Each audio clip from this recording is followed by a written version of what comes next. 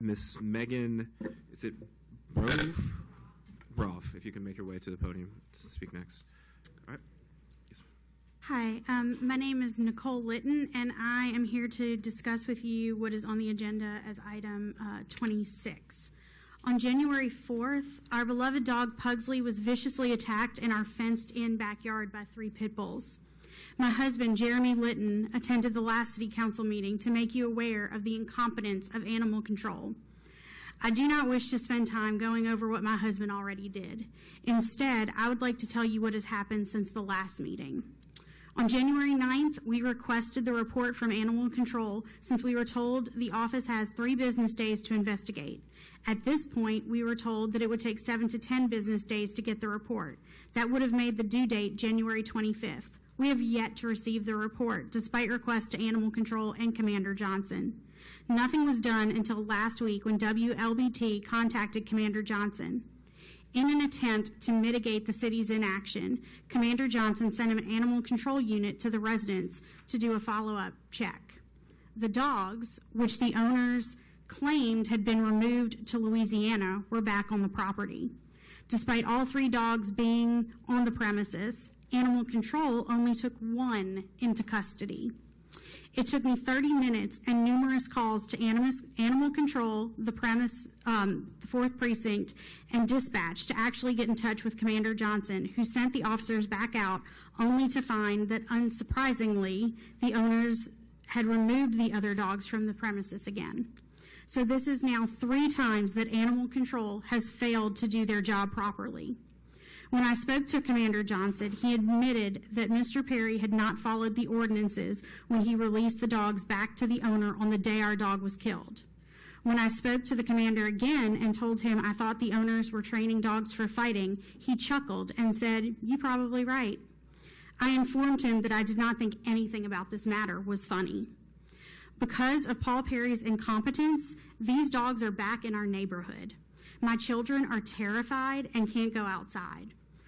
Paul Perry, a man who himself told me that he personally owns 27 dogs, is the epitome of everything that is wrong in the city of Jackson. A city employee who has been in his position for 20 years, who doesn't know the ordinances he is charged with enforcing, or knows them and willfully disregards them. A city employee who is not doing his job and also thinks that those ordinances do not apply to him personally. And through this experience, we have heard from countless others who have had similar experiences with Mr. Perry.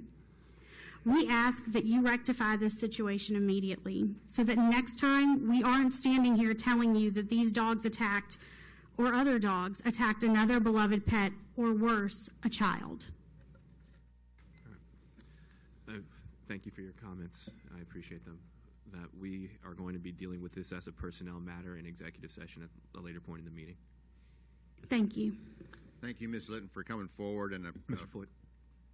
And I apologize on behalf of the city for lack of taking care of this situation. Well, thank you. And I would like to mention, if I can, since I don't think I used all of my 3 minutes, this is still a problem because those 2 dogs are still at large. And according to neighbors, some of them were in the backyard just last week, in their own backyard. So they're still getting loose, and this has still not been handled properly. And I would request that the city do something to get these dogs out of our neighborhood. Yes, ma'am. Does the clerk's office have your contact information? Could you leave it with Ms. Moore, please, so we can follow up with you? Chief Wallace, were you about to say something, or you're waiting to the executive session? Yeah. Okay. All right, I just saw y'all step up, so I didn't know whether y'all were about to inform us. But let me share in what Councilman Foote said, that first and foremost, you have our condolences, and you know, we offer our regrets for how things took place, and we will be dealing with this in our executive session. Okay. Thank you. All right. Ms. Brof. Good morning. My name is Megan Brock. Thanks for having me. I'm sorry. On December 22nd, Our peekapoo was attacked on our front doorstep in front of our 2 children, ages 3 and 5. On Christmas Eve, she died from the injuries she sustained.